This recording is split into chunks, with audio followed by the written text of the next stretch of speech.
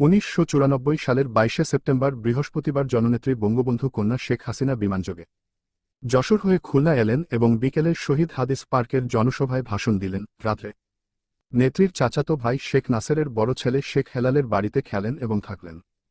পরদিন ২৩শে সেপ্টেম্বর শুক্রবার সকাল ৯টার সময় উত্তরবঙ্গের উদ্দেশ্যে ট্রেন যাত্রা শুরু করলেন। বেশ লম্বা ট্রেন, অনেক সাধারণ যাত্রী আছে ট্রেনে। সাধারণ যাত্রীরা জানে না বা বুঝতে পারছে না শেখ হাসিনার রেলপথে সভা করতে করতে যাওয়া এই ট্রেন কবে কখন গন্তব্যে পৌঁছাবে। ঠিক সকাল ৯টায় ট্রেন ছাড়ল। প্রতিটি রেল স্টেশনেই ট্রেন থামিয়ে সভা করা শুরু হলো।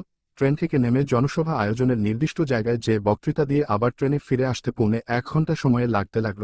এভাবে প্রতিটা রেল স্টেশনে গড়ে প্রায় ১ ঘণ্টা সময় ব্যয় হতে থাকল। দিন পেরিয়ে রাত হয়ে গেল। শেখ হাসিনার সঙ্গে ঢাকা থেকে নিয়ে আসা প্রায় ডজনখানেকেরও বেশি সাংবাদিক, বঙ্গবন্ধু কন্যা শেখ হাসিনার ভাষায় সাংঘাতিক, এই ট্রেনে রয়েছে। ট্রেনের শেষের দিকে একটি ভিভিআইপি স্পেশাল কামরায় বা কম্পার্টমেন্টে, বগিতে, জননেত্রী বিরোধী দলীয় নেত্রী শেখ হাসিনা। ওই কম্পার্টমেন্টের সামনে এবং পেছনে ঢাকা থেকে নিয়ে আসা শেখ হাসিনার নিরাপত্তায় নিয়োজিত স্পেশাল এসবি ব্রাঞ্চ পুলিশের ১২ জন সদস্য। তার পরের কম্পার্টমেন্টে সাংবাদিকগণ, এরপর সবগুলো কম্পার্টমেন্ট বা বগিগুলোতে সাধারণ যাত্রী। ট্রেনের এই অপ্রত্যাশিত দীর্ঘ বিলম্বে সাধারণ যাত্রী নারী পুরুষ আর শিশুদের ত্রাহি মধুসূদন অবস্থা। ৬ ঘণ্টার যাত্রাপথ ২৪ ঘণ্টায় না ফুরানোর ফলে অনেক আগেই পানিসহ ট্রেনের সকল খাবার ফুরিয়ে নিঃশেষ হয়ে গেলে সাধারণ যাত্রীদের কষ্ট আর দুর্ভোগ সীমাহীন পর্যায়ে পৌঁছে। তৃষ্ণার্ত ক্ষুধার্ত শিশুদের কান্না আর আহাজারিতে অনেক সাধারণ যাত্রী পরিবার পরিজন নিয়ে গন্তব্যের আগেই ট্রেন থেকে নেমে পালিয়ে যায়। জননেত্রী শেখ হাসিনা তার সফরসঙ্গী ও অগিনী মাস্থটি এবার সাংবাদিকদের জন্য প্রায় প্রতিটি রেল স্টেশন থেকেই অফুরন্ত খাবার এবং বিশুদ্ধ রক্ষা করার দায়িত্ব। মিনারেল ওয়াটার, পর্যাপ্ত বোতল সরবরাহ করা হতে থাকে। সারাদিন জননেত্রী শেখ হাসিনা প্রায় ২০টির মতো রেলস্টেশনে জনসভায় ভাষণ দিখাইরিকপ কোথায় কোথায় রেলস্টেশন ছাড়াই উৎসুক জনতা ট্রেন থামালে সেখানেও তিনি বক্তৃতা করেন। প্রতিটি জনসভাতেই ঢাকা থেকে আসা সাংবাদিকরা উপস্থিত হয়ে বঙ্গবন্ধু কন্যা হাসিনার বক্তৃতা লিপিবদ্ধ করতে থাকেন এবং শেখ হাসিনাও সাংবাদিকদের নজরে রাখেন। কিন্তু রাতের অন্ধকারে শেখ হাসিনা সাংবাদিকদের আর নজরে রাখতে পারেননি। ওদিকে শেখ হাসিনা বারবার একই বক্তৃতা দেওয়ায় সাংবাদিকদের তা মুখস্থ যাওয়াতে অনেক সাংবাদিকই রাতের অন্ধকারে ট্রেন থেকে নেমে শেখ হাসিনার বক্তৃতা লিপিবদ্ধ করতে যায়নি। রাত তখন ১১টা ১৭ মিনিট। শেখ হাসিনাকে বহনকারী ট্রেন ঈশ্বরদী রেল স্টেশন পৌঁছার কিছু সময় বাকি রয়েছে। এমন সময় বঙ্গবন্ধু কন্যা শেখ হাসিনা বললেন, এত টাকা পয়সা খরচ করে জামাই আদর করে ঢাকা থেকে যে সাংবাদিক এনেছি তারা কি সব ঘুমাচ্ছে? জনসভায় এত লোক হচ্ছে, আমি এত বক্তৃতা করছি, সাংবাদিক নজরে পড়ছে না তো? তোমরা একটু সাংবাদিক ঘুম ভাঙিয়ে আমার শেখ হাসিনার জনসভায় পাঠাও যাতে পত্র পত্রিকায় ভালো নিউজ হয়। বঙ্গবন্ধু কন্যা শেখ হাসিনার বেতনভুক ব্যাগ বহনকারী মদন মোহন দাস, যার নামে শেখ হাসিনার লাল রঙের নিশান পেট্রোল জিপ গাড়িটি রেজিস্ট্রেশন করা, বলল, ডাইকা ঘুম ভাঙ্গান লাগবো না, পিস্তল দিয়া রাউন্ড গুলি কইরা দিলেই সাংঘাতিক ঘুম কই যাইব, লাফাইয়া ট্রেন থাইকা নিচে পইরা যাইব। আলাউদ্দিনের প্রদীপ পাওয়ার মতো সঙ্গে সঙ্গে বঙ্গবন্ধু কন্যা শেখ হাসিনা তার বাবার ফুফাতো ভাইয়ের ছেলে বাহাউদ্দিন নাসিমকে, বর্তমানে প্রধানমন্ত্রী শেখ হাসিনার এপিএস, বললেন, দে ২ রাউন্ড গুলি করে। আর উপস্থিত অন্যদের বললেন, তোমরা আমাকে, শেখ হাসিনাকে হত্যার জন্য ট্রেনে গুলি করা হয়েছে বলে সাংবাদিক মাঝে প্রচার করে দেবে। ট্রেন ঈশ্বরদী প্ল্যাটফর্মে ঢোকার কয়েক মিনিট আগে বাহাউদ্দিন নাসিম ট্রেনের জানালা দিয়ে সাংবাদিকদের কম্পার্টমেন্ট লক্ষ্য করে পিস্তল দিয়ে তিন রাউন্ড গুলি ছুড়ল।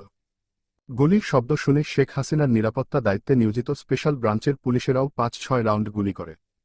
এই সমস্ত গুলির আওয়াজ শুনে পাশের কম্পার্টমেন্টে থাকা সাংবাদিকরা ভয়ে ট্রেনের ভেতরে গড়াগড়ি শুরু করে এবং আমরা পরিকল্পনামতো সাংবাদিকদের কম্পার্টমেন্টে এসে বঙ্গবন্ধু কন্যা শেখ হাসিনাকে হত্যার জন্য ট্রেনে গুলি করা হয়েছে বলে প্রচার করতে থাকি। ট্রেন ঈশ্বরদী প্ল্যাটফর্মে থামলে ঈশ্বরদী রেলস্টেশনের জনসভার মঞ্চ থেকেও মাইকে আওয়ামী লীগ প্রেসিডিয়াম সদস্য আমির হোসেন আমু বঙ্গবন্ধু কন্যা শেখ হাসিনাকে হত্যার জন্য ট্রেনে গুলি করা হয়েছে বলে প্রচার চালাতে থাকেন।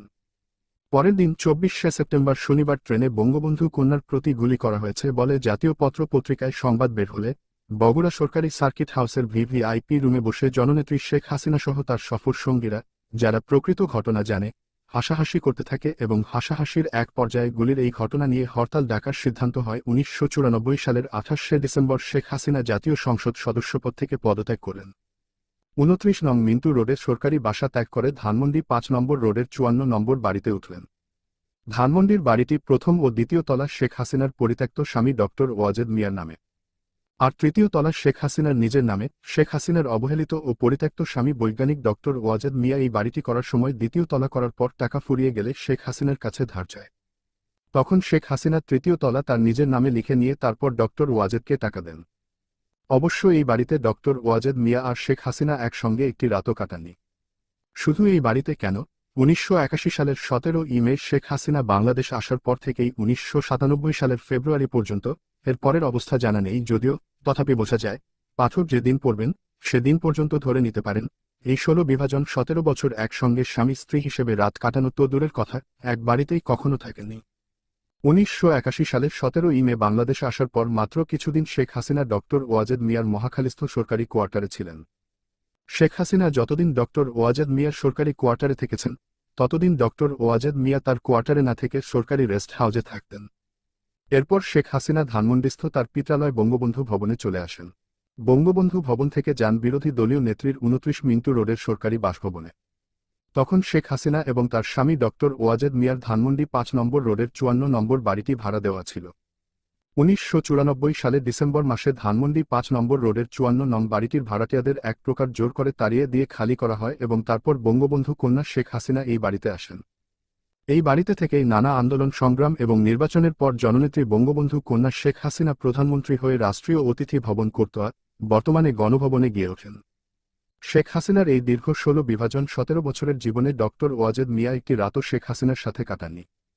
এমনকি এই ১৬ বিভাজন ১৭ বছরের জীবনে শেখ হাসিনা আর ডক্টর ওয়াজেদ মিয়ার ১৬ বিভাজন ১৭-১২ দেখা পর্যন্ত হয়নি। তবে হঠাৎ হঠাৎ মাঝে মধ্যে কদাচিৎ উদ্ভ্রান্তের মতো ডক্টর ওয়াজেদ মিয়া এসে হাজির হতেন। কিন্তু তিনি, ডক্টর ওয়াজেদ মিয়া, শেখ হাসিনার পক্ষ থেকে কোন প্রকার আদর আপ্যায়ন পেতেন না। এমনকি সাধারণ সৌজন্যটুকুও শেখ হাসিনা ডক্টর ওয়াজেদ মিয়াকে দেখাতেন না। শেখ হাসিনা যখন বিরোধী দলীয় নেত্রী হিসেবে ২৯ মিন্টু রোডের সরকারি বাসায় থাকতেন তখন এক ঈদের দিনে সাধারণ দর্শনার্থীদের মাঝে সাধারণ মানুষের মতোই ডক্টর ওয়াজেদ মিয়া শেখ হাসিনার সঙ্গে ঈদ মোবারক জানাতে এলেন। কিন্তু শেখ হাসিনা আগত সকলের কুশলাদি বিনিময় করলেও তার স্বামী ডক্টর ওয়াজেদের সাথে কোন প্রকার কুশলাদি বিনিময় দূরে থাক, ভ্রুক্ষেপই করলেন না। এমনকি তাকে, ডক্টর ওয়াজেদ মিয়াকে, বসতে পর্যন্ত কেউ বললেন না। ডক্টর ওয়াজেদ মিয়া কিছুক্ষণ করুণভাবে ফালফাল করে শেখ হাসিনার দিকে তাকিয়ে থেকে ধীরে ধীরে ঘর থেকে বেরিয়ে লন থেকে অসহায়ের মতো হাঁটতে হাঁটতে গেটের বাইরে চলে গেলেন। একমাত্র শেখ হাসিনা আর তার খুবই ঘনিষ্ঠ কয়েকজন ছাড়া কেউ জানল না, বুঝল না এই ব্যক্তিটিকে। অনেকবার অসুস্থ হয়ে সোহরাওয়ার্দী হাসপাতালসহ বিভিন্ন হাসপাতালের মাসাধিক কাল পড়ে থাকলেও শেখ হাসিনা একটি বারের জন্যও তার স্বামী ডক্টর ওয়াজেদ মিয়াকে দেখতে যেতেন না। শেখ হাসিনার স্বামী ডক্টর ওয়াজেদ মিয়া শেখ হাসিনাকে দৈহিক নির্যাতন করতেন, মারধর করতেন। একথা শেখ হাসিনা অসংখ্যবার কেঁদে কেঁদে বলেছেন। শেখ হাসিনার কান্নায় ময়নার চোখেও পানি সরেছে, কিন্তু কেন স্বামী তাকে মারতেন, দৈহিক নির্যাতন করতেন, এই কথা শেখ হাসিনা কখনোই বলেননি।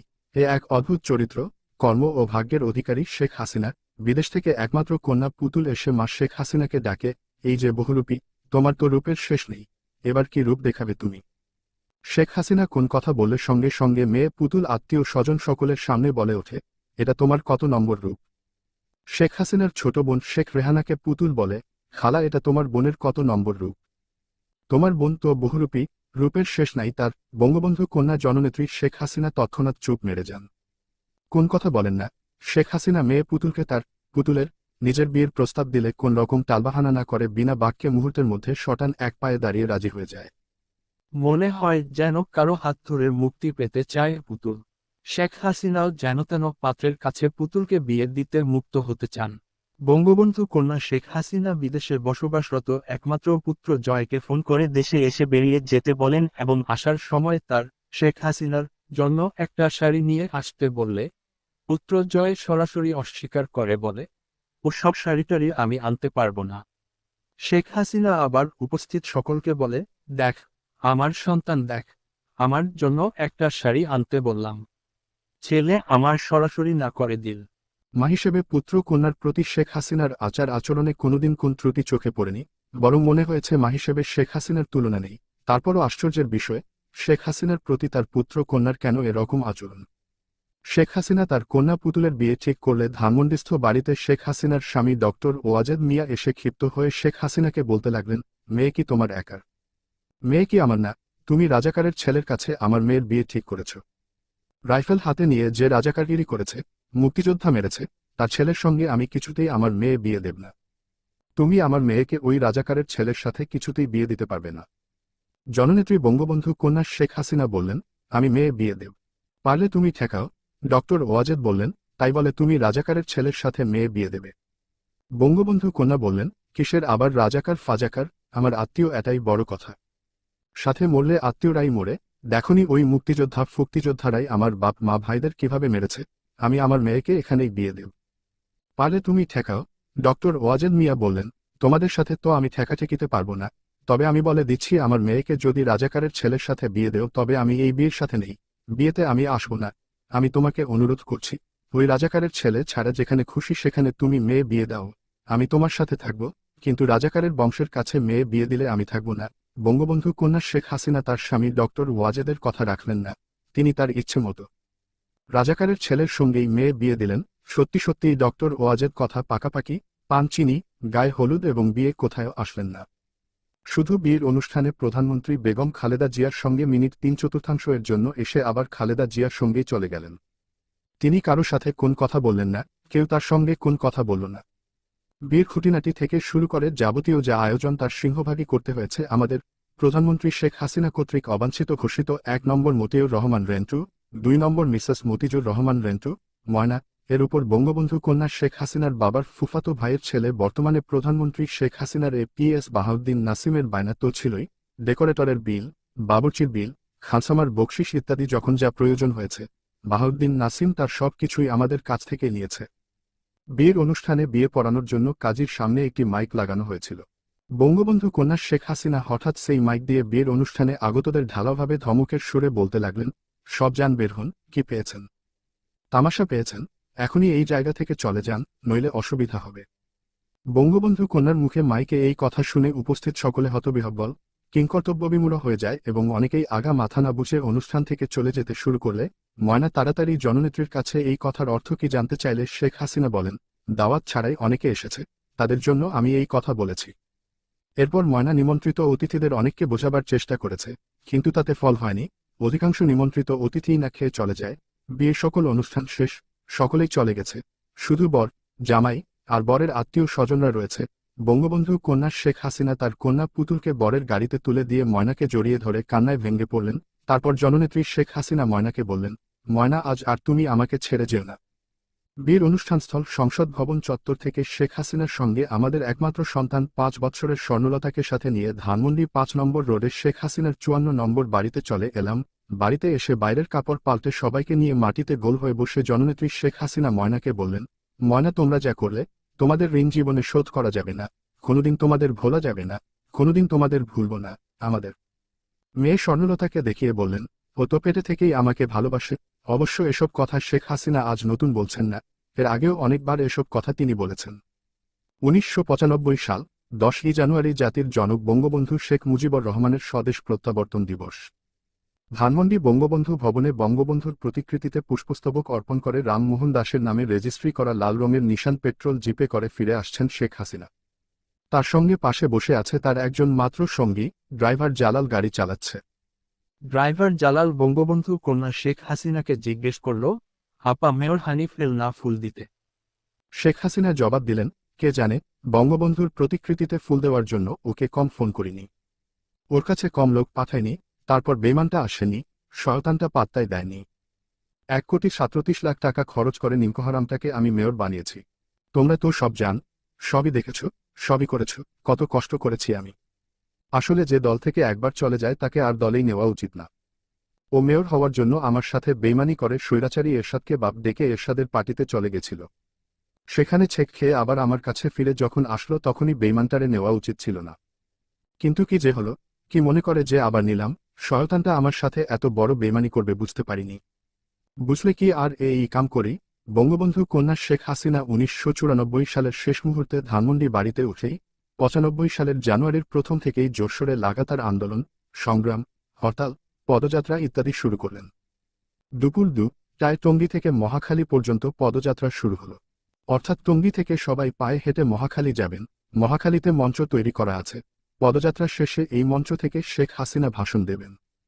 শেখ হাসিনা তার বেতনভুক ব্যাগ বহনকারী রামমোহন দাসের নামে রেজিস্ট্রেশন করা লাল রঙের নিশান পেট্রোল জিপে করে, বাকি সব নেতা কর্মী পায়ে হেঁটে, টঙ্গী থেকে মহাখালীর দিকে রওনা হলো। প্রায় ৫-৭ হাজার লোকের পদযাত্রা, হাজার লোকের ঠিক মাঝখানে শেখ হাসিনা জিপে করে পদযাত্রার সঙ্গে তাল মিলিয়ে চলছেন। পদযাত্রার মাঝে মাঝে গোটা বিশেক রিকশায় মাইক বেঁধে নানা ধরনের স্লোগান দেওয়া হচ্ছে। জানুয়ারি মাস, শীতের বেলা, হাঁটতে খুব একটা খারাপ লাগছে না, দুপুর গড়িয়ে বিকেল হবে। হঠাৎ একটি মাইকে বলা হলো জননেত্রী শেখ হাসিনা এখন আসর নামাজ পড়ছেন। সঙ্গে সঙ্গে সবগুলো মাইক থেকে বলা শুরু হলো জননেত্রী বঙ্গবন্ধু কন্যা এখন আসর নামাজ পড়ছেন। ঘড়িতে তখন সোয়া ৩টা বাজে। প্রেসিডিয়াম সদস্য তোফায়েল আহমেদ, বর্তমানে শেখ হাসিনার শিল্প ও বাণিজ্য মন্ত্রী, বললেন, আরে থামো, এখনো আসর ওয়াক্তই হয়নি, একটু পরে বল। এই কথা শুনে সব নেতারা হাসাহাসি শুরু করল। এদিকে বঙ্গবন্ধু কন্যা নিশান পেট্রোল জিপের বড় বড় জানালার গ্লাস খুলে নামাজ পড়তে শুরু করলেন। আর পদযাত্রার হাজার হাজার পুরুষ জিপ গাড়ি ঘিরে শেখ হাসিনার নামাজ পড়া দেখতে লাগল। নামাজ শেষ হয়ে গেল, কিন্তু মাইকে নামাজ পড়ার প্রচার শেষ হলো না।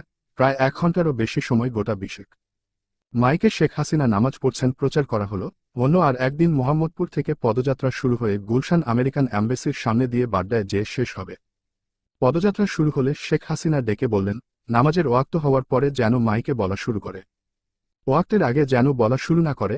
এবার মাইক ম্যানদের আগে ভাগেই জননেত্রী শেখ হাসিনার নির্দেশ জানিয়ে দেওয়া হলো এবং আজ নামাজের ওয়াক্ত শুরু হওয়ার পরই মাইকে প্রচার শুরু হলো। নেত্রীও যথারীতি নিশান পেট্রোল জিপের জানালা খুলেই নামাজ আদায় করলেন। হাজার হাজার পুরুষ মানুষও জিপ ঘিরে শেখ হাসিনার নামাজ আদায় দেখল।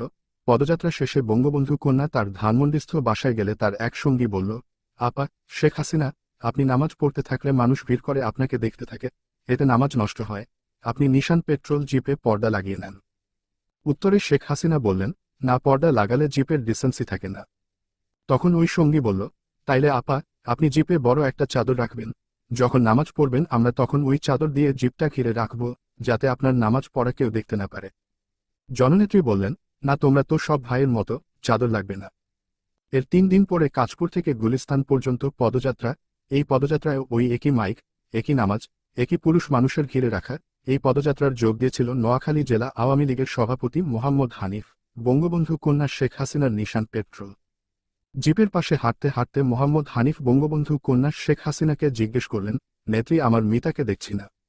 নেত্রী বললেন, কোন মিতা? জেলা সভাপতি বললেন, নগর আওয়ামী লীগের সভাপতি ঢাকার মেয়র মোহাম্মদ হানিফকে দেখছি না। সভানেত্রী রেগে বলে উঠলেন, জানেন না, কুত্তার বাচ্চাটা আমার সাথে বেইমানি করেছে, নিমকহারামি করেছে। ওরে আমি ১,৩৭,০০,০০০ টাকা খরচ করে মেয়র বানিয়েছি, আর কুত্তার বাচ্চাটা আমার সাথেই বেইমানি করেছে। ও ঢাকার মেয়র হানিফ এখন প্রতিদিন খালেদা জিয়ার সাথে দেখা করে, দিনে ৩-৪ বার খালেদা জিয়ার সাথে ফোনে কথা বলে, আর আমি খবর দিলেও আসে না, ফোন করলেও ধরে না। সময় আসলে এই বেইমানদেরও শিক্ষা দিতে হবে, বুঝলেন? এই বেইমানদের উচিত শিক্ষা দিতে হবে। আপনারা